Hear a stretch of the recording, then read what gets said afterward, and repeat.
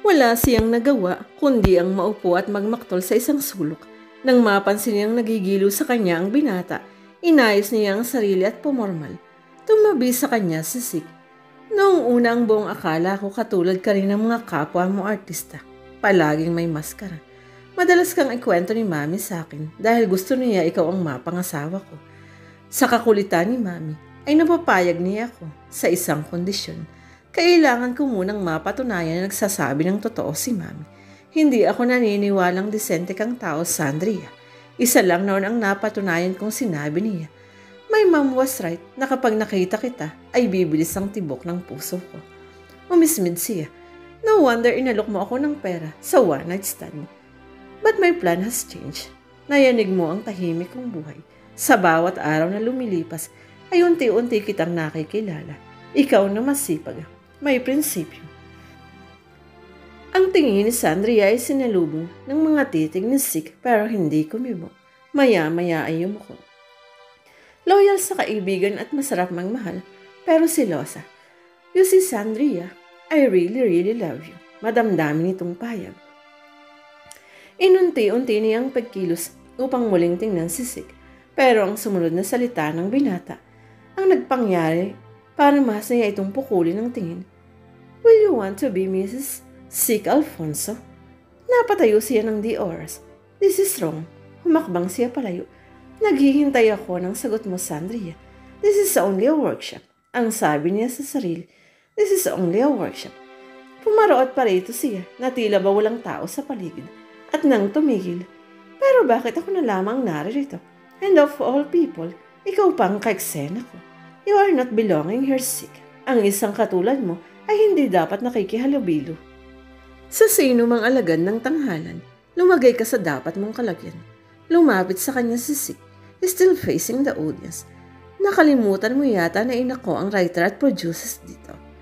Kung nasaan ang ina, tiyak naroon ang anak. Now, huwag mo ibaling sa ibang usapan. Itinas niya ang isang kilab. Will you be Mrs. Sik? Yes, hindi pa man natatapos ang tanong ay sumagot na siya para mademanda ka ng bigamy. Napalis ang gagawin sanang pagnitik. Hindi mo pinaniwalaan si Kate? God's sake, you are married. Iyon ba ang dahilan kung bakit mo ipinalabas na may relasyon kayo ni Big J? Kung bakit naging matamlay ka na sa akin pag-uwi ko galing ng Hong Kong? Hindi ko alam ang sinasabi mo.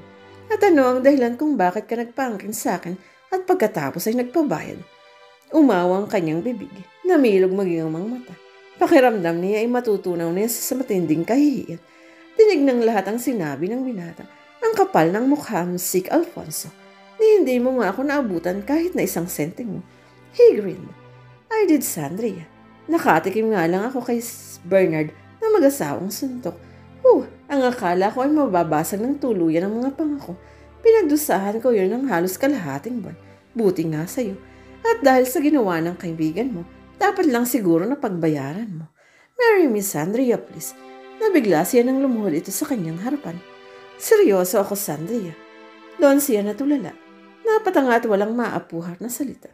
Naramdaman niya ang mahigpit nitong paghawak sa kanyang kamay. Tumawiw ka nga dyan. Hinawakan siya nito sa balikat. Hindi pa ako nakakasal sa kahit sino. Malinaw. Kung sakasakali ngayon pa lang. Inis na pinalis niya ang mga kamay nito. Pagkatapos ay pinagbabayo ito sa dibdib. Bakit ngayon mo lang sinabi? Ang paulit-ulit niyang sabi. Pakabig siyang inawat ni Sikat sa dibdib nito siya. Malayang naglabas ng sama ng loob. Kate tells you the truth. Yes, but I don't believe her. Lalo na nang makita ko siya sa kondo mo. Sinasabi ko na nga ba? You're jealous. Halos isang naging reaksyon ng mga audience.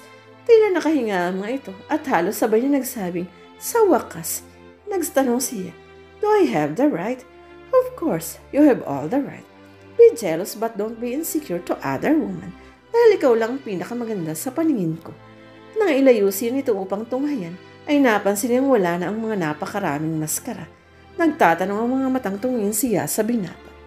Sinagot naman siya nito. Iyon nga lang mas nauna ang paghaplos sa mukha niya. There, he gently cursed her face by his eyes and his hands. They are gone. Napantastikuhan siya. Oh no, there's one thing left. Who? The real Mask Sandria, the Mask of Love. As she agreed, lumitaw sa kanyang harapan ng maliit na kahon. Tumambad sa paningin niya ang white gold band ring na may nakapaikot na diamond. Napawaw tuloy ang mga audience. Inuulit ko, Sandria Marquez, pakakasalan mo ba ako o hindi? Anong gagawin mo kung hindi ang sagot ko? Natigilan ito at napangiti nang mahuli sa labi niya ang pinipigilang pangiti. Isang asset ko lang ang makakakumbinsi sa'yo. Namimilyong sabi nito. Alam mong hindi pera. Nag-blush siya kaagad. Umungol si Sik. My dear Sandria, huwag mong ipaalala ang expression mo yan. Nagigilty tuloy ako. Lalo siyang namula. The same reaction from Sik. Sa pagkakataong ito ay hindi napigil ng binata ang sarili. Nakabigin siya at maring hinagkan sa mga labi. Nasa mga labi nito ang pananabik. Siyempre alam na Sik kung nasaan sila, kaya mabilis na tinapos ito ang halik. Yes. What? I said, Sik, yes, I want to marry you. Nakaplaster na yata ang kanyang mukha ang pagngiti at mukhang namimiligrong mawala. Nasabi ko na ba sa'yo na may expiration date ang tanong ko? Hindi. Nagtawa na ng mga audience. Nakisali na rin si Sik. Siya na lang hindi pa. Sik Alfonso, you're not serious. I am Sandria. Katunayan, ipinitik nito ang dalawang dalili. Pinaghandaan ko ang araw na ito. Nagdilim ang buong paligid at nang lumiwanag ay nag-iba ang ayos ng stage na puno ng maraming puting roses. Nakatayo sa harapan nila ang isang may edad na lalaki. Nasaan ang papel at pipirmahan namin, Mayor? Pipirmahan? Tanong niya. Ang marriage contract natin, Sandria, para mapadali ang church wedding natin. Abala pa ang pag-attend sa mga seminar. Kinuha nito ang ballpen at mabilis na pumirma. Iniabot ni Sik ang ballpen sa kanya. Marahil ay nabasa ni Sik ang pag-aatubili niya. It is real, Sandria. Nauna nang pumirma ang mga witness natin. Ikaw na lang ang hinihintay ng papel na ito. Siya nga naman, Sandria.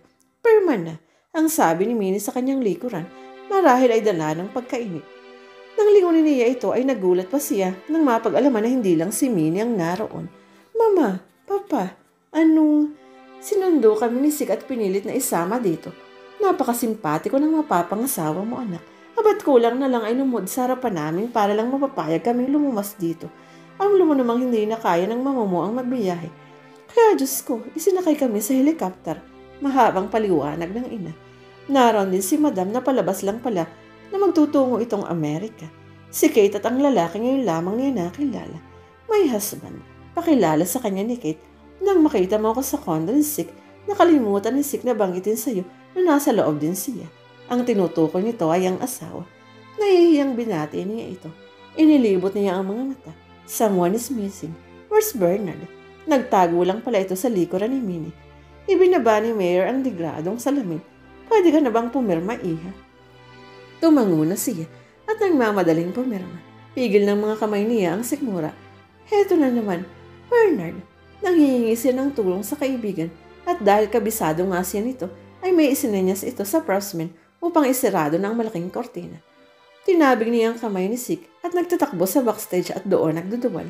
At dahil wala naman siyang kinain kundi ang humigop lang ng sabaw, ay wala talaga siyang isinuka, bagay na nagpahirap sa kanya. Natarantang dinaluhan siya ni Sik. Sandria, hinagod siya sa likod. Sik, pinahihirapan ako ng baby natin para siyang batang nagsumbong dito. Narinig niya ang maras sa paghihinga ng mga tao sa paligid. Buntis ka? Magkakapanabay na tanong ng lahat. Nang lumingon siya ay napatingin ang lahat kay Sik at nang makita na bigla rin si Sik ay lumipad ang mga mata kay Bernard. You didn't tell us? Ako sa ni Sik, di sana naging mas maaga ang kasal namin. Napakamot ng ulo si Bernard. Sinunod ko lang si Sandria, anito. Kaysa naman ang pakainin ako ng bagoong at mansanas habang natutuwa siyang pinanunood ako. Niyuko siya ni Sik. Pinagawa mo yun sa kanya. Naaliw na tanaw niya. Nagsubukan na niya minsan pero ayaw na niya kong sundin. Can you do it for me? Naglalambing siya. Who? Please. Napilitan na itong tumango at napapalakpak siya sa kasiyahan habang nag-vibrate ang halakhak ni Bernard. Walang nagawa si Sik kundi ang pagbantaan si Bernard sa pamamagitan ng masamang tingin. So saan mo gustong mag-honeymoon tayo? Sa Tagaytay uli? Nakatingiting tanong ni Sik nang lula na sila ng sasakyan. Iniwan na nila ang kanilang mga kamag-anak na nagkakasihan pa nang umalis sila sa hotel. I want the same room. Tipid niyang sad. Ako rin, my dear Sandria. That room is very much important to me. Kaya nga ipinakiusap ko sa may-ari na huwag paukupahan ng kwarto. Nagkataong kaibigan ito ng pamilya, kaya hindi tinanggap ang bayad ko para nantahan ng buong taon ng hotel resort. Kinulubot niya ang ilong at doon tayo titira sa loob ng 1 taon. Ayaw mo? Ayaw siguro ako kung hindi kita kasama. Masuyo siyang pinagmasdan ng binat. Let's sweet ho. Ipinilig niya ang ulo sa balikat nito at panatag na pumikit. Nang malayo-layo na ang natakbo nila, ay muling nagtanong si Sandria. Sick, do you really love me? Pakakasalan ba kita kung hindi? Saka siya na kontento. Nasabi ko na ba sa'yo na mahal din kita? Kahit hindi mo pa sabihin, nararamdaman ko, Sandria. Marahang natawa si Sandria. Mamaya ay sa susunod pang panahon ay ipapadama niya dito kung gaano niya ito kamahal. Mabilis niya itong hinadkan sa pisngi. Hey, what is that for? Para sa pagmamahal mo sa akin. Salamat at dumating ka sa buhay ko. Abala sila sa pagtatanggal ng kasuotan ng bawat isa nang istorbohin sila sa pagring ng telepono. Sagutin mo ta. Utos niya kay Sik. Hello, ma'am. What? Imposibleng makauwi kami dyan. Nandito na kami sa Tagaytay. You are right, ma'am. We're in the middle of honeymoon and you disturb us. Napasinghap siya.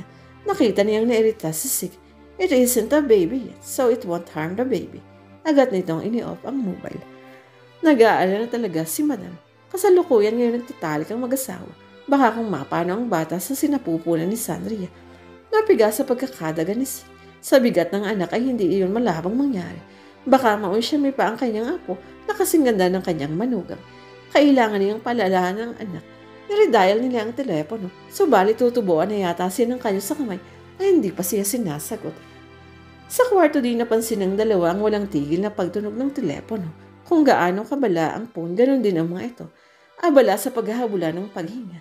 At sa kanyang kalikutan, nadiinan ng siko ni Sandria ang mobile. She was practically clutching his shoulder.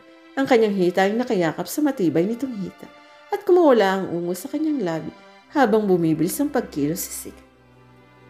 Natutop ni Madam ang mga kamay sa kanyang bibig habang mahigpit na hawak ang isang kamay ang telepono. Natulala siya sa napakinggan at nang marinig niya ang sabay na pagsigaw ng dalawa, isa ka lamang siya pinasyang patayin ng telepono. Nahihiya siya sa sarili dahil napakinggan niya ang tuwal na pagtatalik ng mag-asawa. Maya-maya ay tumingin siya sa paligid nang makitang abala ang mga bisita ng mag-asawa. Sa pakipagkwentuhan at saka siya nagpasyang bumalik sa kanyang mesa. Wala kang narinig, Larissa, wala. Ang paulit-ulit na sabi niya sa sarili, saka nagbigay ng misteryosong ngiti, kahit meron. What took you so long, Madam? Ang naiinip na tanong ni Bernard. Nasaan na sila? Binasiwas ng matrona ang mga kamay. Huwag mo nang pagkaabalang hanapin ang mag-asawa dahil wala na sila dito sa Manila. Nasa Tagaytay sila. Sandria! Nagulat si Sandria sa pagsigaw ng asawa kaya tumilapon ang laman ng isang tasa ng mainit na kape. Napangiwisa siya sa sobrang init. Nandito lang ako, Sik. Patakbo siyang niyakap nito. Ang akala ko, iniwan mo na naman ako. Naramdam niya ang paghigpit ng yakap nito. Ayoko nang gumising sa umaga. Naingidig kita nakikita. Mangako ka sa akin, Sandria. You will love me forever. I will love you forever. Sik Alfonso, she said emotionally. Naglalakad sila sa tabing dagat. Magkasamang sinasamyo ang sariwang hangin. Sa day kalayuan ay dinig ang mga ugong ng sasakyan ng pandagat. Ang pinagsamang asul na kulay ng dagat at orange sky ay nagbigay sigla sa paligid. Ang isang kamay ni Sik ay nakapatong sa balikat ni Sandria, habang ang kamay ni Sandria ay nasa bewang nito. Patuloy sila sa paglalakad. Ang kanilang mga hita ay nagkikiskisan, habang ang hubad nilang mga paa ay lumulubog sa buhanginan. Sa likod nila ay nakikipaglaro si Madam sa 6 na taong gulang na si Sandy, at narinig nilang tawanan at hagik-hika ng mga ito. Initian ni Sandria ang asawa. Mas maharot pa ang lola kaysa sa apo niya. Sinabi mo pa, pupusta akong mauuna pang sumuko dyan si Sandy, knowing my mom. Sabi kasi sa kalaro ang anak natin, si Bernard lang ang madalas na kalaro niya. E tuwing weekends niya lang nagpapagkikita si Mami. Alam mo naman ang matanda, hindi maiwan ang teatro. Mami, Daddy, nilingon nila ang tumatakbong anak. Sinalubong ito ni Six at kinarga. Why baby? Ang sabi ni Grandma, hindi na daw ako malulungkot kapag nagkaroon na ako ng baby sister. Mom, Dad, ayoko na ng Barbie doll. Gusto ko na ng baby sister. Ibibili niyo ba ako, diba? Alangaling napangiti si Sandria. Si Sik ang sumagot. Pinisilang pisngi ng anak. Hindi naman nabibili yun, nak. Ginagawa iyon. But don't be, said sweetheart. I know how to remedy the situation. Kumindat pa ito sa kanya. Napapalakpak si Sandy. Did you hear that, Lola? Natutuwang tumango ang matanda. Inabot ni Six si Sandria. Niyakap sa gitna nila ay naroon si Sandy habang masayang nanonood si Madam.